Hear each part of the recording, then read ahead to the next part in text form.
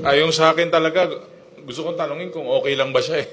Nag-aalala po talaga ako eh. Pero the statements were not even, for me, hindi na siya political eh. Parang it's a question of kultura. Nasa kultura ba nating mga Pilipino yung mga ganyan na statements? Ganyan ba tayo pinalaki? Ganyan ba kapaligiran natin? So, talagang nanlilisik. Parang galit na galit sa mundo.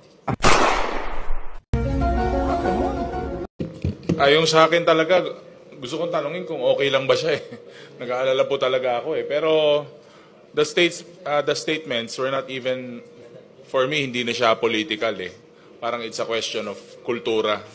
Nasa kultura ba nating mga Pilipino yung mga ganyan na statements? Ganyan ba tayo pinalaki? Ganyan ba kapaligiran natin? So, talagang nanlilisik. Parang galit na galit sa mundo. So, yun lang. Kaya talagang question ko po eh, kung talagang okay ba siya. Suggestion lang naman yun. Hindi naman, una-una, hindi rin naman ako pwedeng magrekomenda at wala rin akong kilala. Kasi so far, parang okay pa naman ako.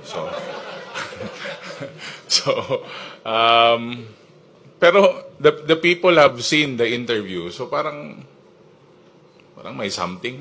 Ewan ko. Oo. Parang punong-puno ng galit. Saka,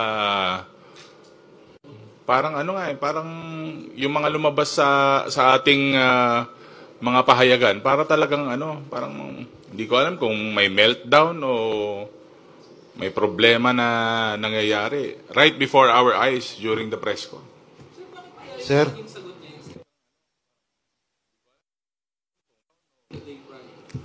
Yung kasi yung yun ang lalabas sa news eh, juicy eh. So, dito naman sa Quadcom, from the start, we've been evidence-based.